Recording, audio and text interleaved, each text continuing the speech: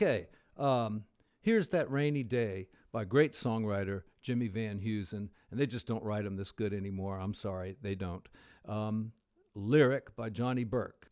All right, so let's look at the chords. We got the G major 7th. Then we've got B flat dominant 7th. And then E flat major 7th. And A flat major 7th. All right, and this is the reason why this song is included in so many jazz theory books, and it's recommended that you learn this song because of these opening changes. 1 to the flat 3 to the flat 6. And this is a typical kind of a turnaround, because from there you can go to D7th and you're right back to G. And so if you're running out of ideas to do on turnarounds, this is a good one. You go to B flat, a turnaround could be 1, 6, 2, 5. Well, the B flat's just a sub for the 6. It's a tritone away. You make it a dominant. And then you go to E flat major 7th, which is not a sub for A, because this subs work for dominant chords. The tritone sub works for dominant chords, not major 7th or minor 7th. However, you can still use the same root movement and get there. So 1, sub for the 6, sub for the 2, sub for the 5, and then you're back to the 1. So it's kind of like this. So.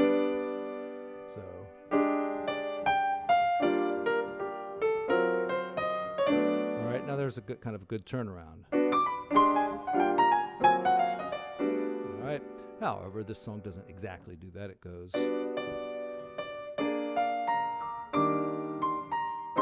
A flat. And then here comes our 2-5-1. A minor 7th there, sorry. And D7th to a major chord.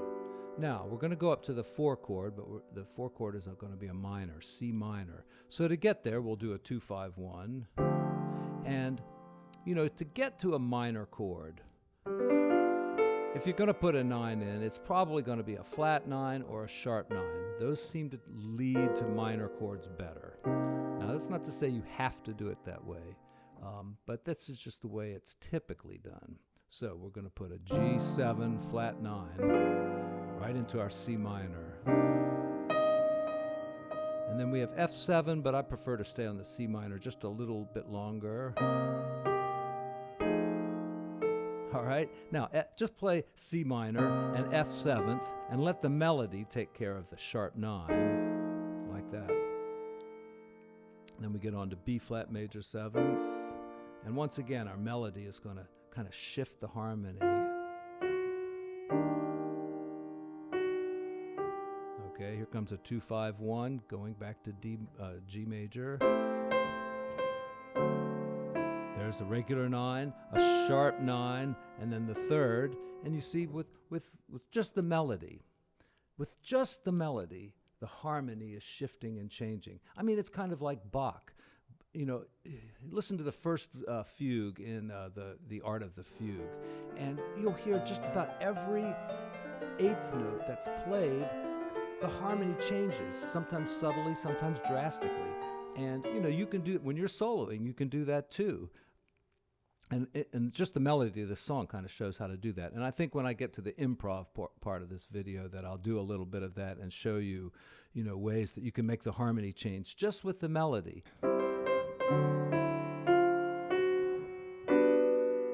Okay, and here's just a naked 1-6-2-5-1, and so we could use a little negative harmony in that.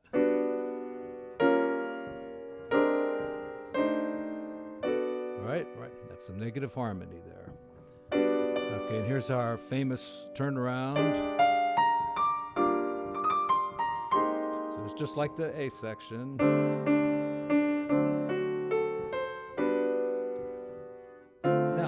We're going to a major 4 chord this time, all right? This is the big difference between the A section and the B section. The first 2 lines are basically the same, but then when you get to the 3rd line of each section, you go to the 4 chord. Once it's the first time it's the minor, next time it's the major. And to get to a major, you could still put the flat 9 in there. It goes perfectly well. You could put the sharp 9 in there. That that would be fine. But the most typical way is to put an unaltered tension, which would just be a regular 9. That leads you very definitely to a major 7th chord. So we'll do it that way. And I think I put a unaltered 13 in there as well.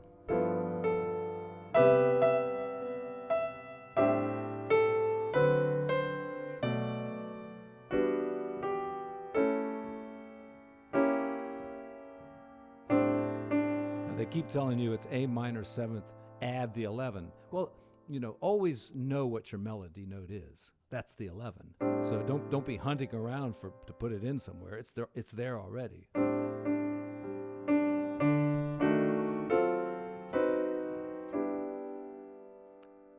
If you want to do a little negative harmony, it doesn't fit very well with this melody, but you can use it during the solo section for sure.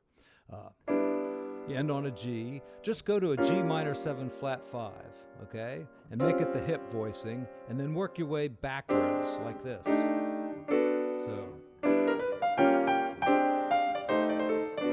all right, and that's kind of a little modern turnaround there. Little tip of the hat to Jacob Collier, who kind of turned me on to this thing. Though I don't think he uses it that way. He might use it that way. I don't know. I haven't really analyzed too much of his stuff yet. So let's see, what can we do with this song? Open voicings are nice. That allows you to get the melody down in a better range here. Because, when you're playing just chords with the left hand, you usually have to move the melody up an octave, or else the chords will be, too muddy. So open voicing solves that problem. G major, put a little 9 in there.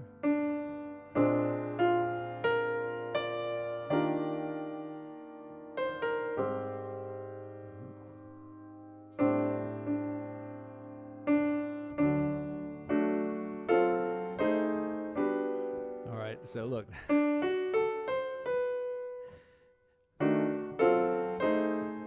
All right, this is a little diminished structure here. You take the chords, D major, move them up in minor thirds, and below that, also move it up in minor thirds. Put this flat 9 in. All right, very typical reharm type of thing. Now, you can do it, you can drop this down a third too and go like this. That's kind of a cool change too. I never hear anybody do that. That's just something I came up with one time, and I don't use it much either, but there it is for you.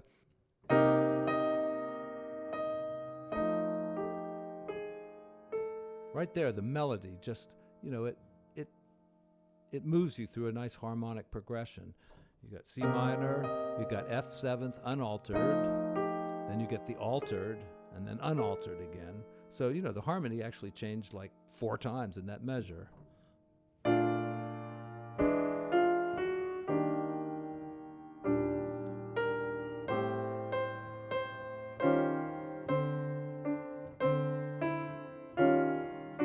Now, you could use that substitution, but you get the sharp 9th this way, which is kind of nice, and then maybe you could go to A flat, like that.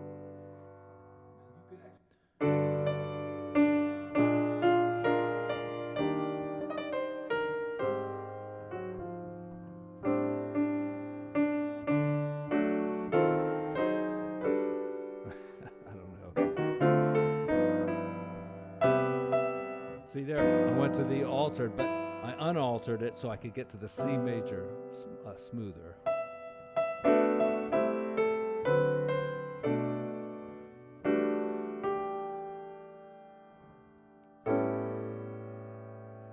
Sometimes it's like this.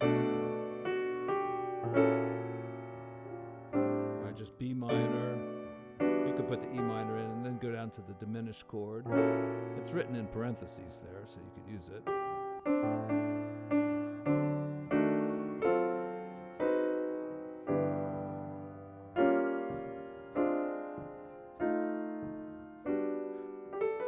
Negative harmony. Just moving in the wrong direction. Some people think that's just a load of crap, but I don't know. I think there's something to it. I would explore it if I was you, but I'm not you. Let's see how carefully chosen notes could make it more harmonically rich. G major, we're going to use well-chosen melodic notes to change the harmony as we play. So, all right there, using the bebop scale.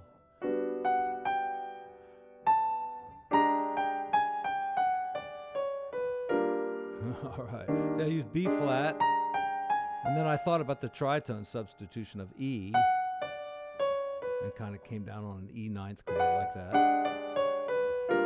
All right, it sounded a little bit outside, but I wasn't thinking outside. It just kind of came out that way, and that's why it sounded pretty cool. All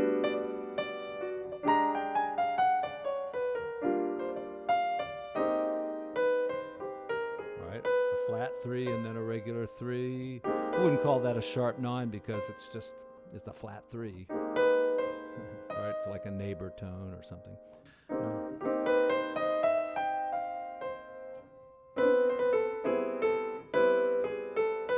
Right, it's suggesting the minor major 7th chord.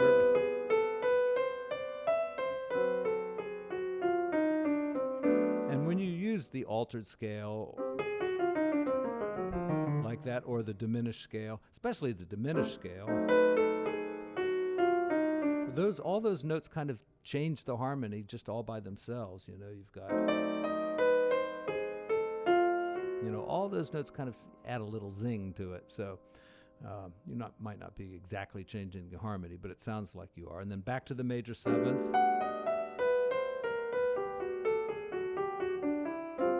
I played too many notes there, but just messing around in G. I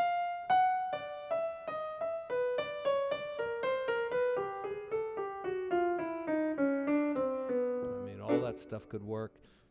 So let's take a little solo on this thing and see what we can do. All right, pick a tempo. All right, that's going to be too fast here. 1, 2, 3, 4. 1, 2, 3, 4. Let's go slower than that. 2, 3, 4, 1, 2. 1, 2, 3, 4. 1, 2, 3, 4.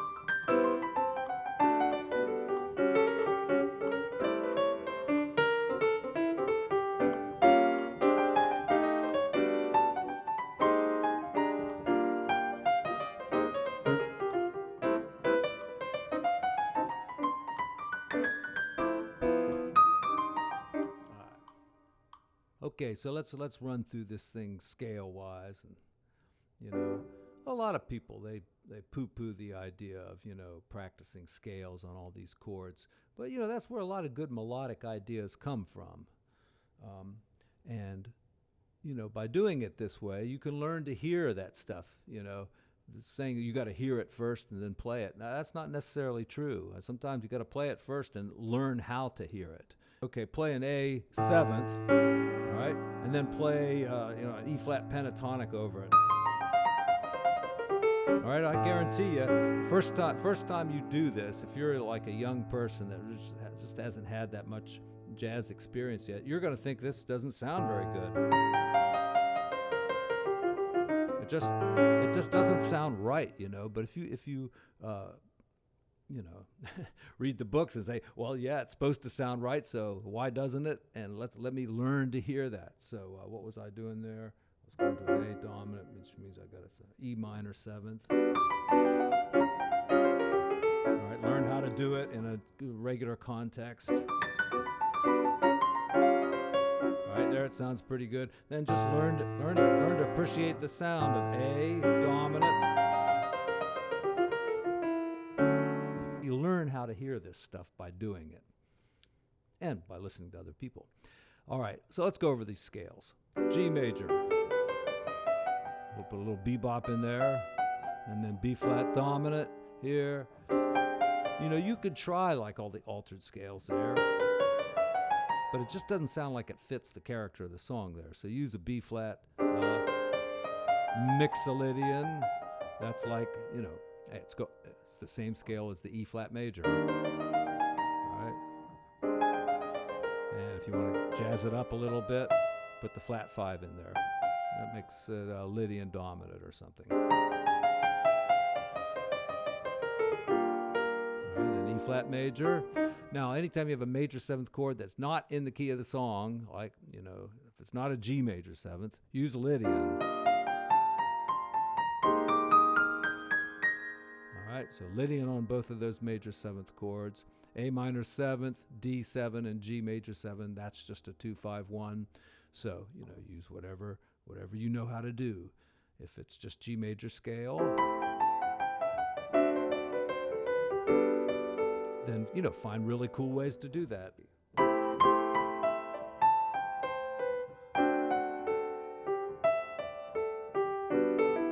By limiting yourself to, just a very simple scale, it forces you to come up with some kind of melodic idea that just doesn't sound, too simple. What it all boils down to is study 2-5-1s, major 2-5-1s, minor 2-5-1s, and then just, mix it up, like a major 2-5-1 can use an altered chord. Sounds just fine. And a minor 2-5-1 can use an unaltered dominant chord.